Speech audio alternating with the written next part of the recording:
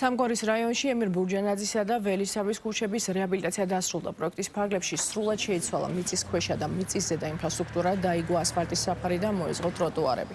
საზოგადოებრივი ტრანსპორტისთვის გამოიყო სამოძრაო ზოლი. ინფრასტრუქტურა ადაპტირდა შეზღუდული შესაძლებლობის მქონე პირებისთვის, ასევე მოეწყო გარეგანათების ქსელი და დამონტაჟდა ლედსანათები.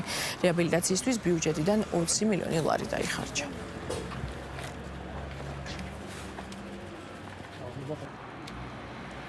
სარეაბილიტაციო სამუშაოების ფარგლებში მთლიანად შეიცვალა მიწისქვემოთ კომუნიკაციები, რომელიც იყო ამორტიზირებული ცუდ მდგომარეობაში.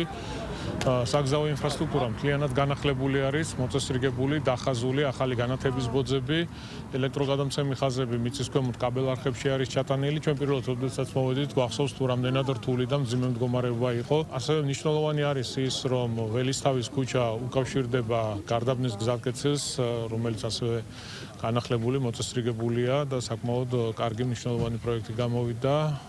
დაიხაცა საავტობუსე ზოლი, მიმდინარეობს პარალელურად გამწვანებითი სამუშაოები. პირველ ეტაპზე შეიცვალა მიწისქვეშა კომუნიკაციები, წყალარინების, წყალმომარაგების, გაზის მილები, ასევე მოეწყო სანიაღვრე სისტემა.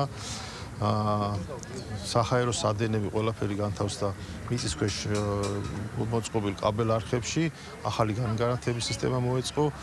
რა თქმა უნდა, საგზაო სამუშაოები ჩატარდა და ახალი ასფალტის საფარი დაიგო, დაიხაზა და დღეს ამ ქუჩაზე გადაადგილება არის კომფორტული და უსაფრთხო.